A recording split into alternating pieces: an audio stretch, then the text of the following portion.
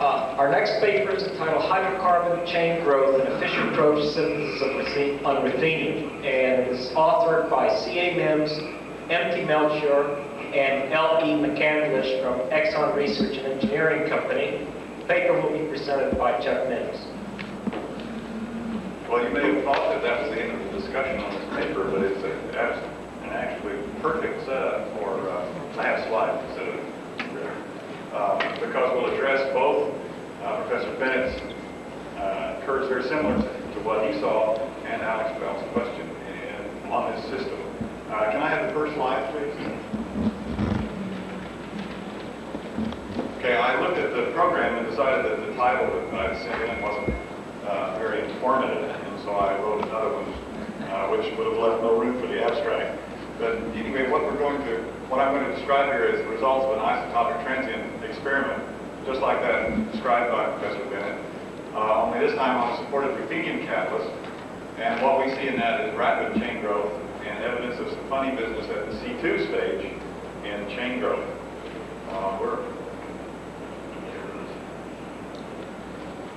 The experiment is done in an identical manner except for one feature.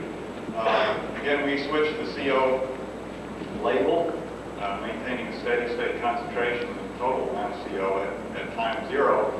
And then as the C13 works its way through the reaction pathway, which I've got from here is the standard chain growth pathway, where this box here hides a lot of SINs, the carbon monomer.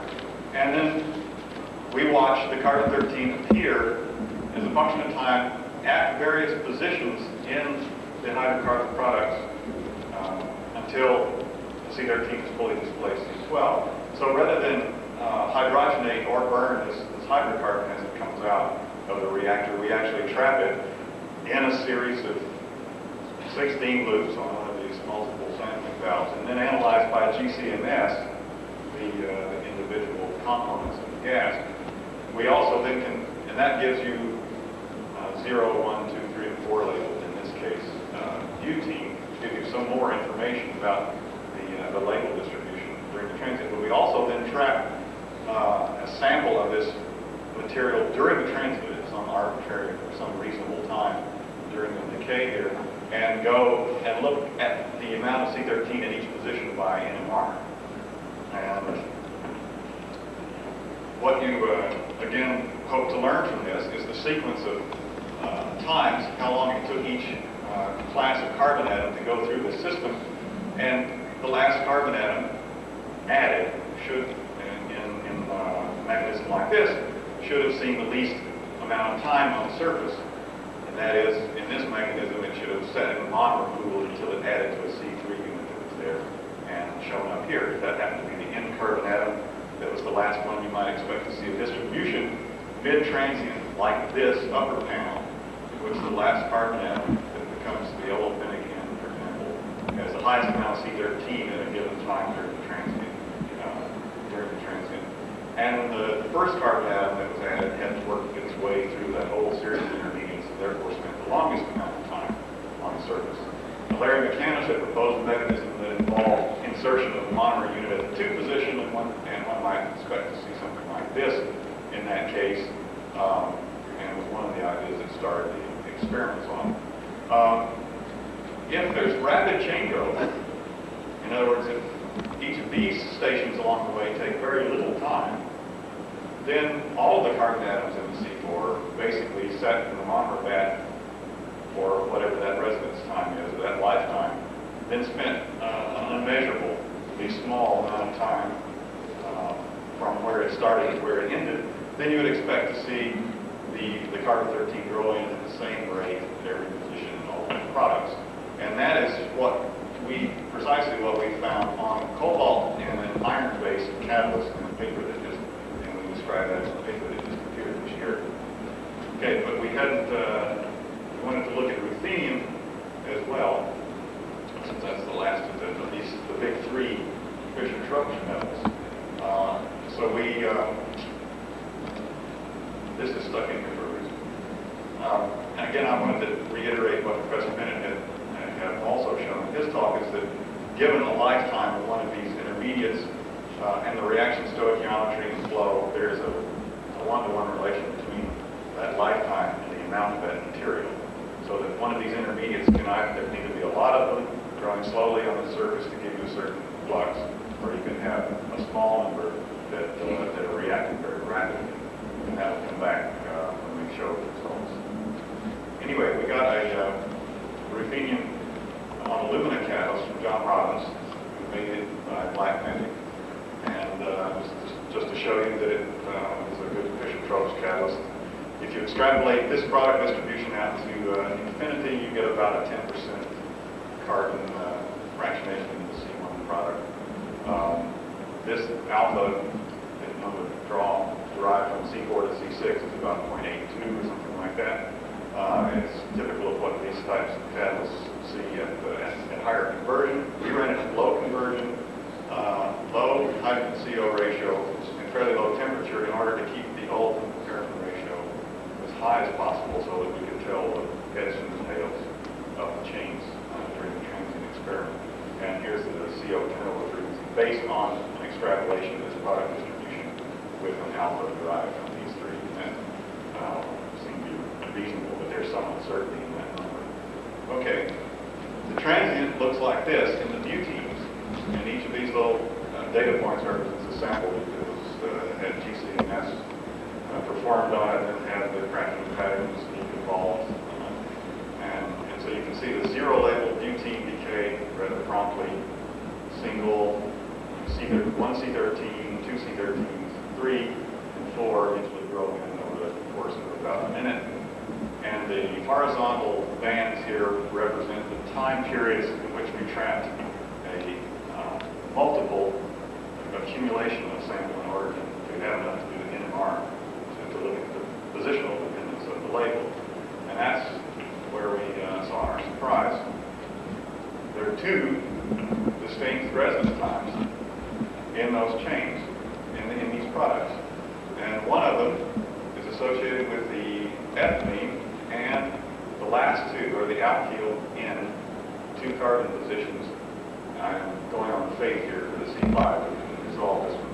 But the last 2 positions in these chains have a longer residence time because there's less C13 that has appeared in those positions at this time after the transient. The rest of the carbon atoms have a faster or a shorter residence time, therefore the C13 appears faster in them. And furthermore, they all sort of appear at the same rate, indicative of rapid addition of C1 units after this stage of chain growth. So this is not like any of the patterns that we've drawn on this third slide. But what it says is that these carbon atoms added after the C2 stage seem to go on the end, and that they seem to add very rapidly. I'll get to the quantitative analysis of that in a moment. But what this does, with this bath being longer, is does precisely what Alex Bell had suggested, is that as you get the longer and longer chains, these carbon atoms dilute this longer-lived species here, and you end up with more and more rapid, these are drawn in opposite sense, but more and more rapid appearance of C13 as you go to longer chains. Here's the C2. I don't have the C3. We didn't analyze that because of the background problem. The C4 having the C12 disappear faster, and the C5 disappear even faster, and that's because of the dilution of this C2. Also notice that the C1 doesn't track anything in particular. It's more complex. There's evidence of a tail showing that there may be more than one source of methane in this experiment, under these conditions, and that so it obviously does not track the C1's added to the last 2 positions, and it also has a more complex decay. Nor is it as slow as the carbon from the ethylene. But these sorts of things begin to get washed out if you look at just average C13 contents, and then we would probably still be puzzling over this at this point without the NMR results. Well, the type of pathways that could give you this kind of result, this is not an exhaustive set of them, but I've divided them into two classes. One in which that station stop in which the carbons at the C2 stage spend that additional time actually is as a C2 species. And one can imagine it either being right on the main chain growth pathway, and it's just unreactive and therefore has a longer lifetime than any of the subsequent chain addition steps. Or it could be an unreactive backwater bath that a good portion of the C2s end up staying here until they manage to react and form the active species again. Or it could actually be that these C2s are made up from a common precursor with a very short lifetime, independently of the monomer bath. There's another class of mechanisms in which there are two C1 baths of distinct reactivity or distinct lifetime, the monomer bath being more reactive, and then either one or both of them coming from a less reactive C1 bath to produce the C2s, and therefore introducing this longer time. Okay. In these diagrams, the relative size of the box, because of the relationship between residence time and concentration, are meant to give relative concentrations and residence times. So from the information I've just shown you, we can't discriminate amongst this whole set of mechanisms. And I'll show you how we pinned it down a little bit more later. But first I want to deal with the chain growth part past C2 by showing modeling of the type that Professor Bennett showed. If you look at the pentene product and just model with these three positions, what relative concentration of C13 should have been if the monomer time constant was a certain size compared to the chain growth time constant. You would get the following sets of data. And this shows that the monomer time constant has to be at least 20 times as fast as the chain growth, the lifetime as a growing chain, one of those stations, in order to wash out that sequence of addition. And since the monomer lifetime was an order, if you go back to that other plot, order 20 seconds, that's a mistake. I'm writing. The time constant for the growing chain had to be about 1 second or faster in order to produce this C13 appearance rate being the same in all these three conditions. So that means that the chain growth rate has to be 1 per second or better on this catalyst. And there are the results then from that model. These are the results for the cobalt and iron catalyst that Larry and I measured and reported in a recent paper. And here I have compared this with a selected number of the chain growth rates in the literature at comparable conditions. And the most notable is the one that was derived by Dausenberg et al. By a concentration transient technique, where they let the chains grow for a certain amount of time at CO hydrogen and looked at truncation for the longer chain. That was about 1 per minute. You can see we are a couple orders of magnitude faster than that. This number is one reported by Zhang and Balloon, spelled Zhang's initial here, on cobalt, and then they showed very rapid chain growth on ruthenium at these conditions here, and had an upper limit, a lower limit for chain growth that appears right there. So this is where that stands at the moment. And because of the relationship between growing chains, the concentration of an intermediate and its lifetime, then you have to conclude that there are not very many growing chains of C3 and greater on the surface. And in fact, very little of the surface is covered by intermediates leading directly to the products measured at steady state. The total amount of carbon sharing, we lost the light at the point. The total amount of carbon appearing in the transient is, over on the left, is about 4%, or 1 or 4 carbon atoms per 100 ruthenium atoms exposed.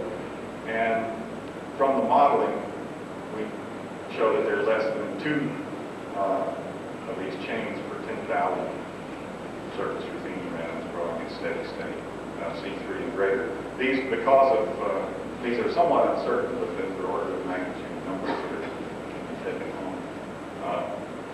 And then I've got a concentration there for the C2 initiator, which says that we believe that there actually is a measurable concentration of a C2 intermediate on the surface. And I won't have time to go through the whole procedure by which we derived this information, but I'll show you how we did it. If you look at these mechanisms, in particular, just look at the two on the left of the top row and on the left of the bottom row, and concentrate on the C2 intermediate. On the top row, that C2 intermediate spent most of its time as a C2, or a large fraction of its time as a C2. Whereas at the bottom, the carbon atoms that form the C2 species spent all their time as a C1. And if you just take the precursor to the C2 and the C2 species itself and break that down into a little sub-mechanism, if the carbon atoms spend all their time as a C1, which is the top case, when that C2 is made, it would grab its 2 carbon atoms at random out of that C1 precursor band.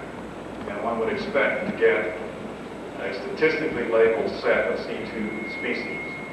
And what I've drawn here is a curve of what you would expect for the intermediately labeled C2 that has one C12 and one C13 as the composition of that C1 bath changed, just given by binomial statistics. Whereas the bottom case, in which the intermediate spent all its time as a C2, it either grabbed its 2 carbon atoms at the very beginning and made a C12, 2 C12 atom unit, or right after that C1 bath changed to C13, it made a double C13 labeled intermediate and produced no intermediately labeled C2 units. So that's the handle that we have on telling whether those 2 carbon atoms spent much of their time coupled up as a C2 unit. And the way we got the information you need to sort that out is by doing additional NMR measurements with carbon-13, which show the probability of a C13 neighboring a C13 that's already in the molecule. And this is the multiplet that one gets from 2 position in butene. And from this information, one can get the whole, and 1 and 2 symmetry assumptions, one can get the whole distribution of the 16 isotopic variants of the butene molecules during that transient. Whoops. I don't have it there. Oh, there it is. And this is the distribution we derived. Now, if you look over, if you look over here, you'll notice that this is the initiator carbons here, and you'll notice there is some population of singly labeled intermediates there. So that those 2 carbon atoms didn't spend all of their time as a C2 unit. But if you go through the modeling, you find out that it had to spend, there's not enough of those there for it to spend none of its time as a C2. And by putting limits on the modeling, we got the concentration of the C2s I showed in the slide. Now, let me back up. So that's the talk with the conclusions that after the C2, there's a long-lived C2 intermediate, relatively long-lived C2 intermediate on this catalyst at steady state. It serves as a marker for subsequent chain growth and indicates that those subsequent carbon atoms are added at the end of that unit. And that chain growth thereafter is very fast in agreement with our previous work on iron and cobalt. And I'd like to thank the technical assistance we got in addition to the authors on the manuscript. Jim? introduce me to the scene near my technician running away from a typical day at Exxon corporate research. He was the technician who took the transient data. Ken Rose on the right got us started in the NMR game in these type of experiments, and Chuck Petrosky's seen running out the door took the NMR spectrum. So, thank you.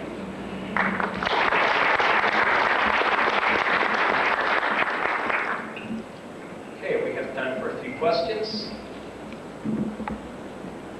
Alex? Professor Bell is going to now continue his discussion from the last speaker. Now, I'm going to make this a lot shorter. Could you speculate about the structure of this long-lived C3 nucleus? I want to believe it's a philodime.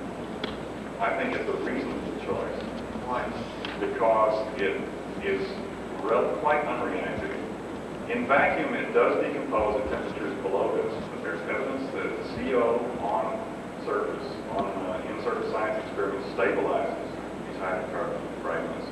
And then I don't think a lifetime like that is unreasonable. And at these conditions, the surface is virtually saturated with carbon monoxide. I have no way of proving it. The way to prove it is to do spectroscopy during transient and watch a philodime bands change from 12 to 13. I certainly wouldn't stake any money or anything else on that. Yes, but I like to think it's that. It could be ethylene absorbent support. It could be some very mundane things as well. What about a diadsorbed ethylene, dicycloadsorbed ethylene? That could be, but I wonder why you don't see evidence of maybe propylene doing the same thing. It wouldn't be as prominent. You wouldn't see as much of it, perhaps. But there should then still be a break in between C3 and C4 and so on out the chains, and it seems to be a very sharp thing in C2. If you had a philodime there as a backwater, they could hydrogenate ethyl and then take off on the chain growth path, and that sort of like that.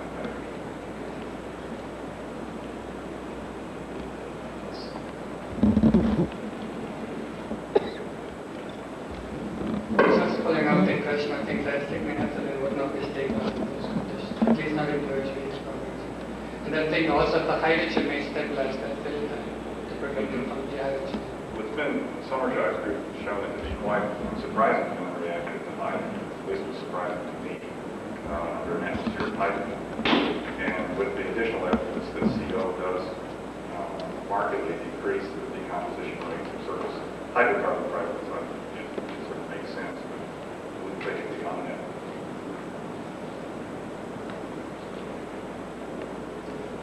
More questions, comments?